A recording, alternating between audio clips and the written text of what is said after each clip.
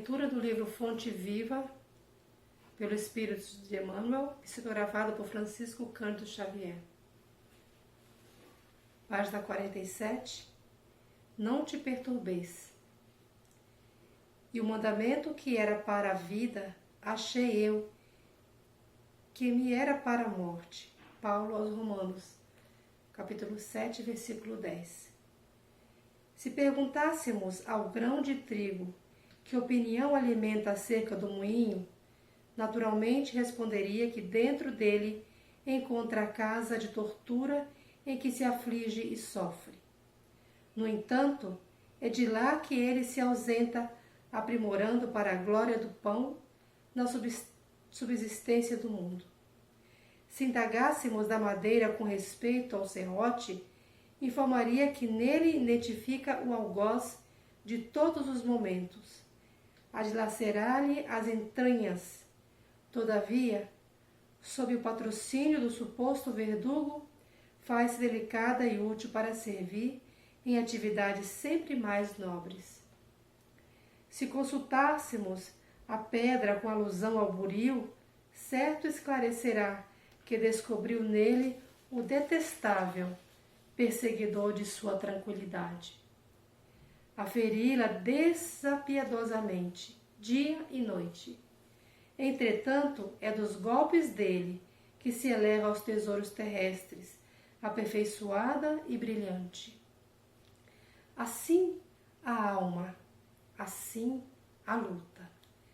Peçamos o aparecer do homem quanto à carne e providenciar talvez impropriedades mil. Ouçamo-lo sobre a dor e registraremos velhos disparates verbais. Solicitemo-nos que se lhe interne com referência à dificuldade e derramará fel e pranto. Contudo, é imperioso reconhecer que do corpo disciplinado, do sofrimento purificador e do obstáculo asfixiante, o espírito ressurge sempre mais afomeado, mais robusto e mais esclarecido para a imortalidade. Não te perturbes, pois diante da luta e observa. O que te parece derrota, muita vez é vitória, e o que te afigura em favor de tua morte é contribuição para o teu agradecimento, engrandecimento da vida eterna. Meus queridos irmãos, muito bom dia. Nesse domingo, vamos fazer um estudo interessante. O tema de hoje que a gente vai tentar desenvolver com vocês é: muito se pedirá àquele que muito recebeu. E nós vamos fazer uma abordagem, ou tentar fazer uma abordagem, visando dois aspectos. Primeiro, porque esse tema em específico, que é encontrado no Evangelho segundo o Espiritismo, ele trata do conhecimento adquirido, espiritual, é claro, e a responsabilidade que a gente passa a ter com esse conhecimento. Então, a gente vai focar nesse aspecto do conhecimento, que é o objetivo do capítulo, mas eu gostaria de falar também um pouco sobre o aspecto material, né? O que a gente faz com o que a gente está recebendo. E vamos começar então, já que não é nem o objetivo do capítulo, mas eu acho que eu fui tocado a falar sobre isso, eu acho que ele cabe muito bem, sobre o aspecto material. Nós acordamos, muita gente acorda pela manhã reclamando com falta de alguma coisa, reclamando que não possui determinado bem material, sem se dar conta que a maioria, e eu digo maioria mesmo, das pessoas no mundo não possuem, às vezes, água potável, não possuem uma cama para dormir, um teto, não tem uma geladeira, muito menos comida para botar nessa geladeira para se alimentar no dia seguinte. E a pessoa acorda pela manhã chateada porque o seu carro não é o modelo a que ele gostaria de ter. Reclama de diversas coisas sem se dar conta da preciosidade, da oportunidade que ela já tem naquele dia só de estar acordando. Nosso espírito encarnado tem essa oportunidade do desenvolvimento. E quando a gente acorda, é mais um dia que se renova de oportunidades para nós tentarmos nos tornar pessoas melhores. E ao invés de aproveitar essa oportunidade, estudando, ele já acorda reclamando da vida. Deus faz um dia bonito de sol e a pessoa acorda reclamando que está calor. Deus faz um dia de chuva em que a natureza, as plantas são molhadas e ele reclama que está chovendo. Se está frio, ou seja, não importa como Deus prepara o dia, para aquela pessoa vai estar sempre ruim, vai estar sempre... Então, a gente depreende com isso que a felicidade não depende do que está fora da gente.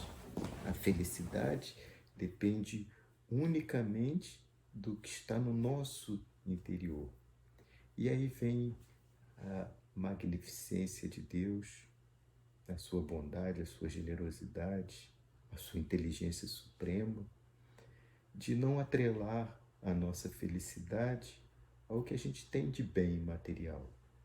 A gente percebe que inúmeras pessoas com grande poder aquisitivo têm partido para o suicídio nos últimos anos. Pessoas famosas morando em casas gigantes, com condição de comprar qualquer bem material e se entrega à depressão e ao suicídio. Ou seja, o que faz uma pessoa que tem bens materiais se suicidar? Ou seja, não são os bens materiais que preenchem o vazio existencial da alma. Esse vazio existencial da alma, ele é só preenchido com o amor.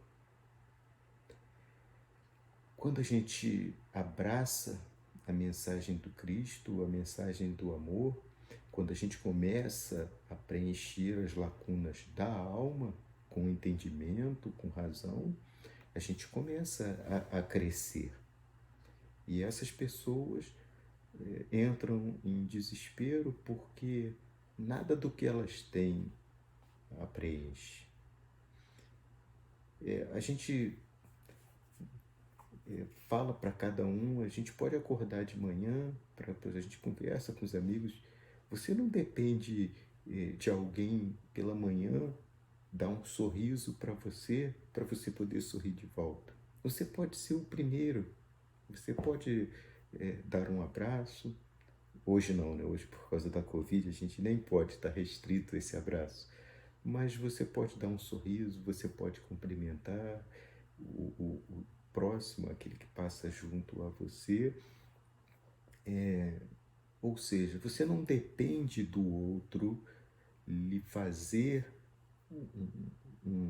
um agrado, de lhe sorrir, de lhe cumprimentar, para você responder. Isso só depende de você. Então, a felicidade depende única e exclusivamente de você. É um sentimento.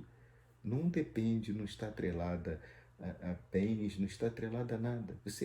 A gente percebe, se a gente ligar a televisão e olhar os países africanos, pessoas vivendo em condições subhumanas, para a gente pelo menos, e você olha aquele sorrisão estampado no rosto das pessoas felizes ali.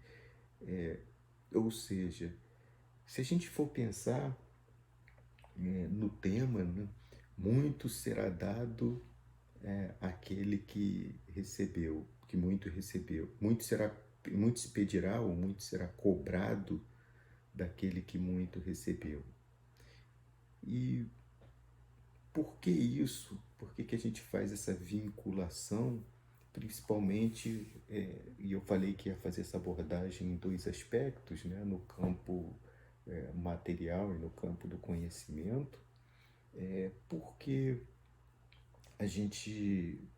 a pessoa vai ser cobrada porque é, ela, se ela recebeu até mais do que os outros, se ela recebeu muito mais bens do que os outros, é claro, se ela não compartilhar esses bens, se ela não ser motivo de felicidade, se ela não se sentir feliz, esse espírito está em tristeza. E nós viemos aqui na Terra com a finalidade de despertar consciência, de nos tornarmos conscientes. É esse o objetivo da encarnação. É despertar consciência e aprendermos sobre as leis universais. É basicamente isso. Então, quando nós despertamos a nossa consciência, e a gente só desperta essa consciência, a gente fala, quando a gente tem contato com contrastes, imagina, eu só sei que algo é claro porque eu sei o que é escuro. Então, esse contraste me faz a compreensão. Então, eu desperto consciência quando eu estou diante de contrastes. O bem e o mal, quando uma pessoa está bem de saúde e está mal de saúde, ela tem esses contrastes. Quando é uma pessoa que faz o bem ao próximo e quando é uma pessoa malvada. Então, esses contrastes que a gente vai tendo no nosso dia a dia da encarnação vão despertando em nossa consciência o nosso proceder, como nós temos que agir. E é essa a nossa finalidade. Às vezes a gente passa por certa dificuldade e já começa a querer reclamar. Na realidade, aquela dificuldade é que vai estar nos impulsionando. Às vezes a gente quer culpar a Deus por aquela dificuldade que está passando. Aí, poxa, ele não gosta de mim, por que eu estou passando por isso? Eu não mereço. E na realidade é algo que está nos ajudando a compreensão de um lado ruim para termos aproveitamento ou compreensão do lado bom. Ou seja, estamos despertando a consciência. Em relação a essa aquisição de bens materiais, tem uma historinha que eu gosto de contar, já contei algumas vezes, inclusive em outros estudos. Havia um rei que ele queria se mostrar benevolente, queria se mostrar poderoso, e aí, uma vez a cada ano, ele saía com a sua corte e se dirigia à cidade para fazer distribuição de benesses e com isso se mostrar um bom soberano. Mas na realidade ele não tinha esse sentimento. O que ele fazia realmente era só para se mostrar superior aos outros. Esse era o sentimento que ele carregava. E eis que um dia ele, com toda a sua corte, passando por uma rua, vê um mendigo, um senhor sentado com um saco ao seu lado. Só que nesse dia especificamente, esse mendigo seria um espírito encaminhado por Deus para dar uma lição a esse soberano. E ele, ao passar do lado do mendigo, ele pergunta para ele, o que você quer? O que você precisa? E aí o mendigo olha para o rei, o espírito, né, bem orientado, e já fala para ele, é, quem é você para achar que pode satisfazer os meus desejos? E aí, como o rei se sentiu constrangido, né? Como alguém, um mendigo, vai falar que eu não tenho como satisfazer os desejos desse miserável, né? Aí, o que você quer? Fale para mim que eu vou conseguir. E aí o mendigo, ó, é simples, tá vendo essa bolsa daqui? É um saquinho pequenininho. Eu quero que você coloque alguma coisa de valor aqui dentro. E aí o rei até ri, né? Porque ele com inúmeras carruagens, com baús e mais baús de moedas, ele, ok, pede para um de seus assessores pegarem um, um baú e trazer e começa a colocar dentro do saco. E esse saco não se enchia, permanecia vazio. E aí ele coloca todo o primeiro baú e o saco nem se mexe. Ele, pode pegar outro, pode trazer. E traz, esvazia-se a primeira carruagem e o saco vazio. E nesse momento, inúmeras pessoas começam a se aproximar do local para ver o que estava acontecendo. E o rei, não, pode pegar a segunda carruagem. E trazem a segunda carruagem e continuam a colocar coisas no baú, no saco do baú, tirando do baú e colocando nos pequenos sacos, e ele continuando vazio. E depois de muitas carruagens, aquelas que estavam no local terem sido esvaziadas, o rei, olha, isso não vai ficar desse jeito. Pode ir ao palácio, volta, pega mais carruagens, mais ouro, pode trazer, eu não vou ser envergonhado por esse homem. E voltaram ao palácio, trouxeram outras carruagens lotadas de bens e continuavam a colocar bens. E de repente, manhã se fez tarde, tarde se fez noite, as primeiras estrelas começaram a aparecer e o rei, percebendo que perderia todo o seu tesouro, resolveu se humilhar e pedir desculpas àquele homem e foi falar com ele, olha, me desculpa, eu tentei te humilhar e eu percebi que você é um homem santo, então eu gostaria que você me abençoasse. E aí, nesse momento, esse espírito, compreendendo que ele estava sendo sincero, resolve abençoá-lo. E aí o homem, olha, o rei, eu só queria saber uma coisa, de que é feita a sua bolsa? E o espírito fala, olha, essa bolsa é feita das ambições humanas. Quanto mais você coloca, mais ela fica vazia. Ou seja, a gente não consegue encher de tesouro um saco que demanda amor. Vou tentar explicar. A gente falou de pessoas que realmente com muitos bens materiais que têm acontecido nos últimos dias, têm se encaminhado ao suicídio.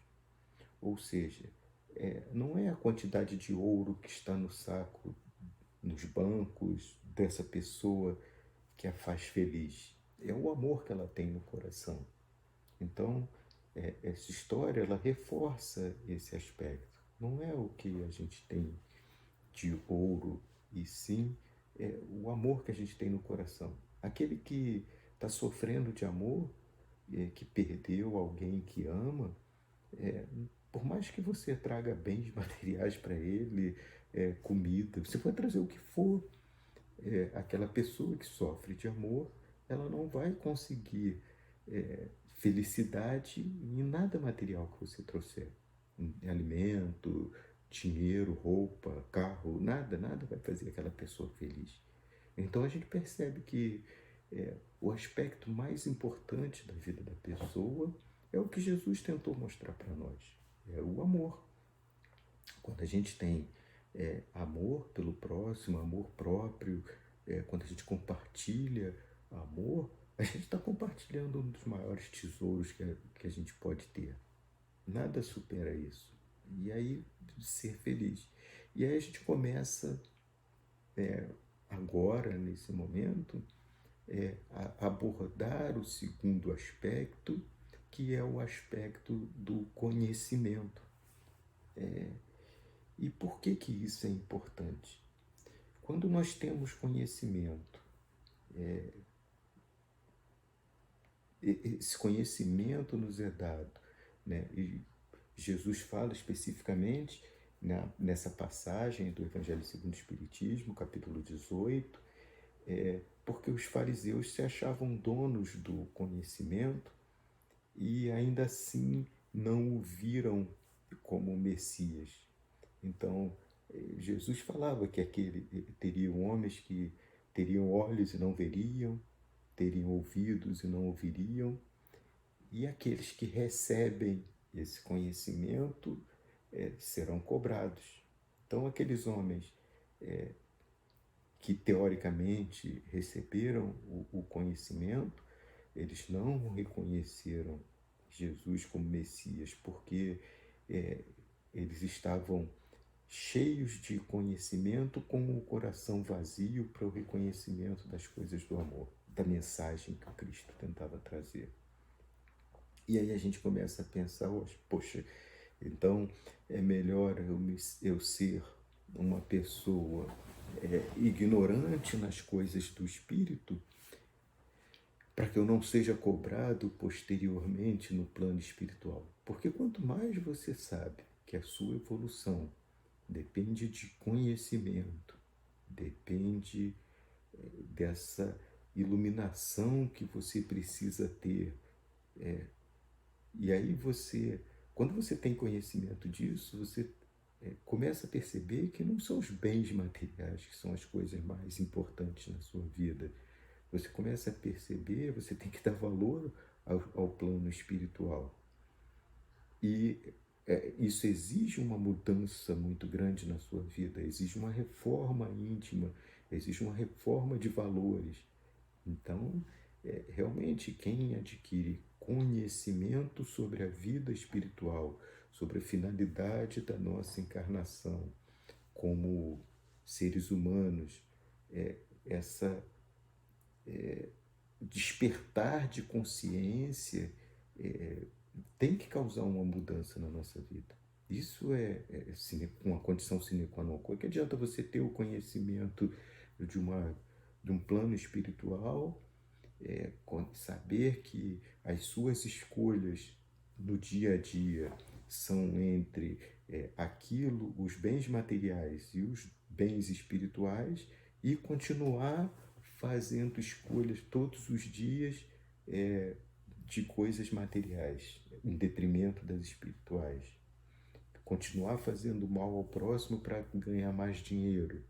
Ou seja, quanto mais conhecimento você tem sobre o plano espiritual, mais será cobrado por ele, por esse conhecimento.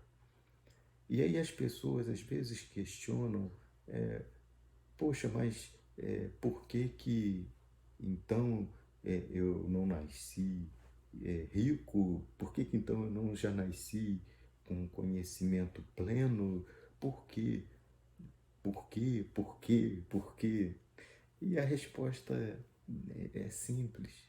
Deus, na sua inteligência suprema, nos faz simples e ignorantes. A gente nasce simples e ignorante, e o que cada um tem é aquilo que nós conseguimos através do nosso esforço próprio, através do nosso estudo, da nossa dedicação.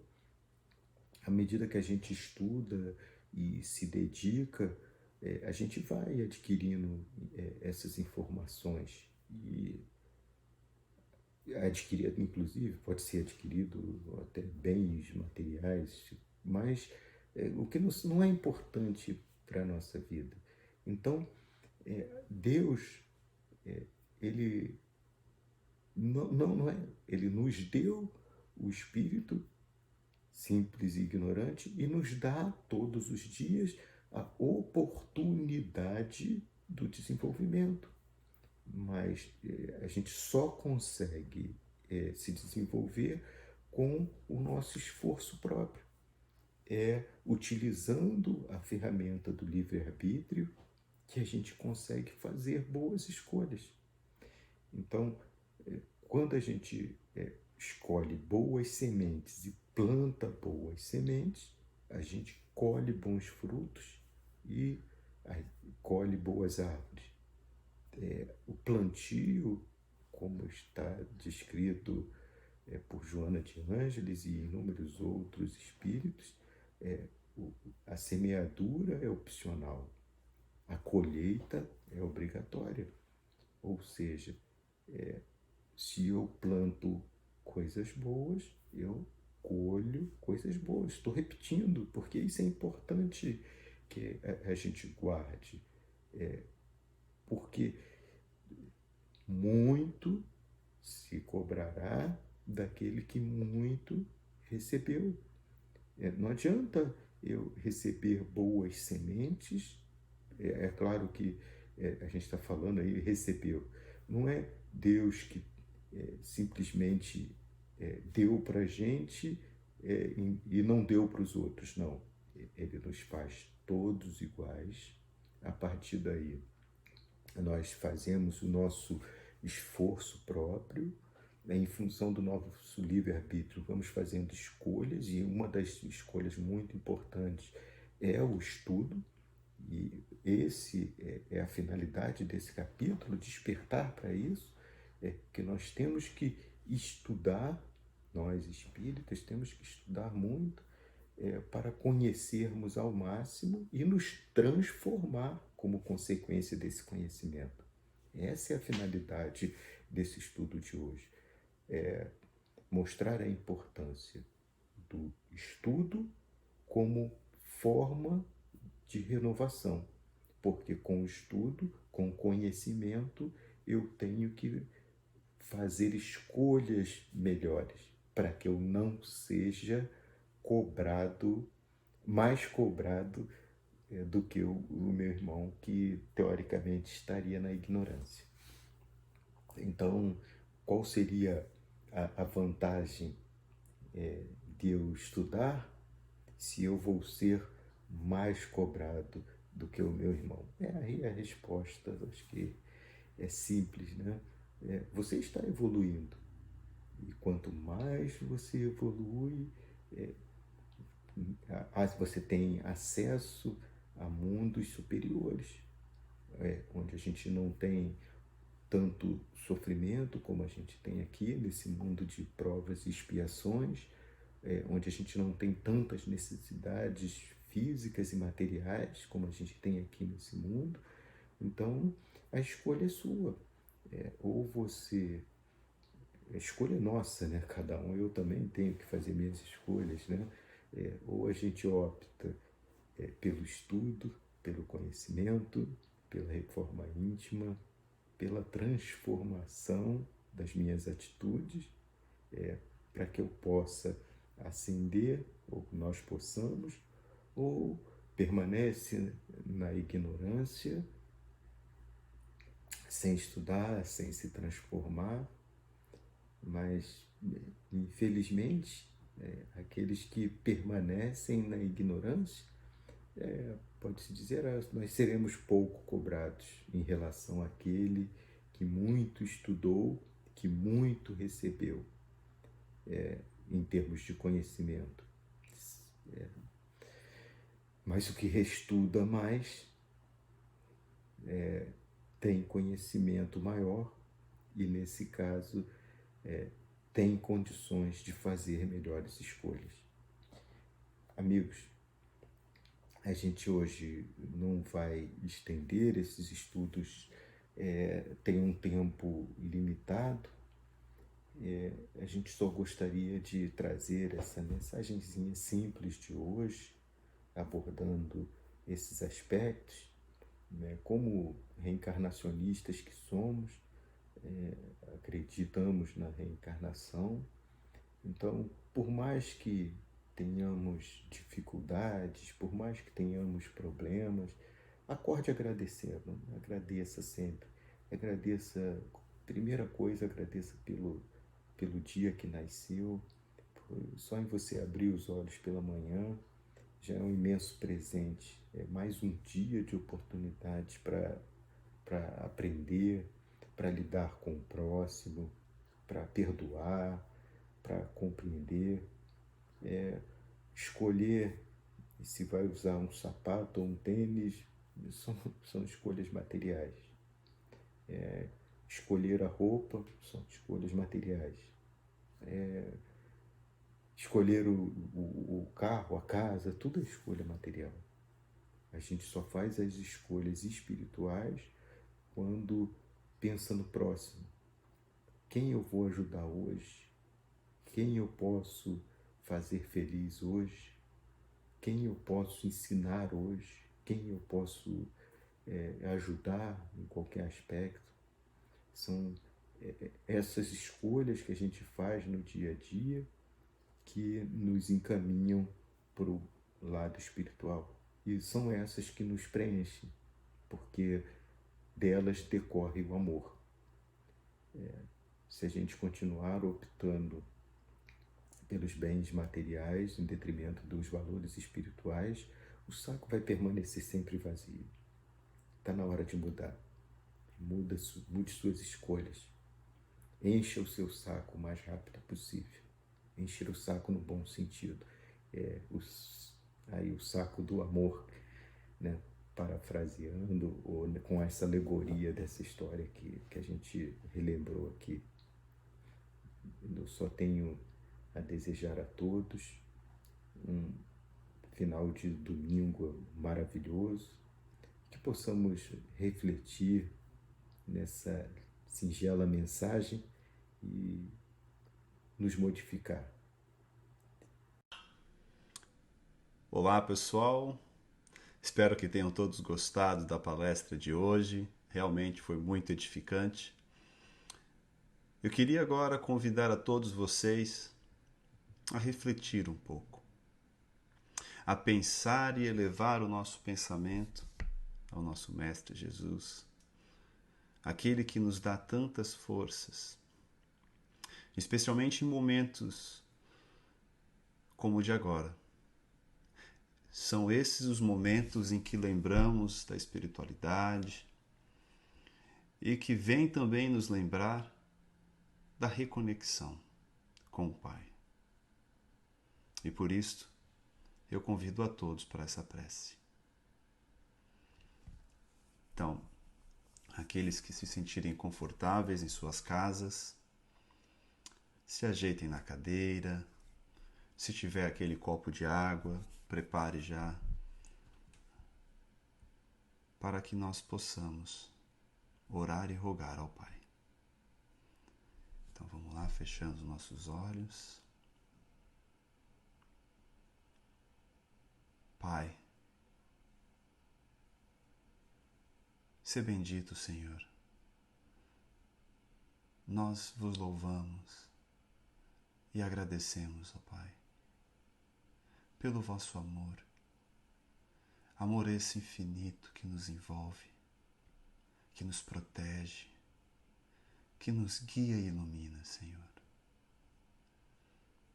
Dai-nos, Pai, sabedoria e discernimento para que possamos, Senhor, dentro das nossas qualidades, dentro dos nossos desejos de elevação, que possamos, Senhor, seguir a vossa palavra, nos afastando de tudo aquilo, Senhor, que nos é pedra de tropeço, de atraso. Ilumina-nos, Senhor, o caminho da elevação, o caminho da sabedoria, do serviço, o caminho, Pai, do vosso abraço. Abençoa, Senhor, a todos aqueles que hoje se encontram, Senhor, em leitos de hospitais, que se encontram, Senhor, perdidos no erro, na escuridão, na ignorância. Abençoe-o, Senhor. Abençoe, Pai, aqueles que vibram no medo, porque ainda não veem em Ti, Senhor, um reservatório de forças que renovam, que inspiram, que ilumina a todos. Abençoe-nos, ó Pai, a santa caminhada em que nos dispomos, que nos dispusemos a caminhar nesta encarnação. Dá-nos força para que possamos superar a todos aqueles desafios que colocaste em nosso caminho para nosso progresso. Abençoa, Senhor, a toda essa família, a todas as nações. Abençoa, Senhor, a todas suas criaturas, o planeta. Dai-nos, Pai, a vossa bênção. E certo, Senhor, de que contigo carregamos o vosso amor em nosso coração e que discernimento que precisamos para a nossa caminhada nos foi dado. Agradecidos pela espiritualidade que nos ajudou neste dia de hoje com nossos trabalhos. Nós agora, Senhor, pedimos autorização para encerrar as atividades de hoje. E assim, também de corações elevados aos céus e de pensamento no Senhor Jesus Cristo, nós pedimos também a todos aqueles que querem nesse momento receber as dádivas do Senhor através de um passe. Eu peço que se preparem e que neste momento peço para que todos os passistas também se preparem.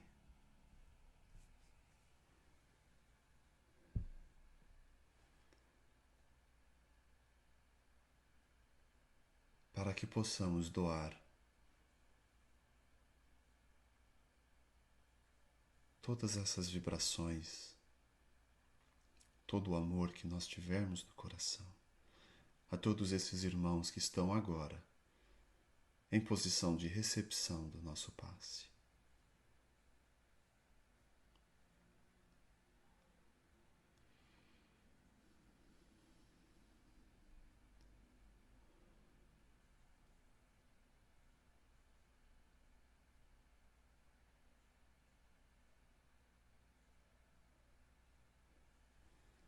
Que assim seja, graças a Deus.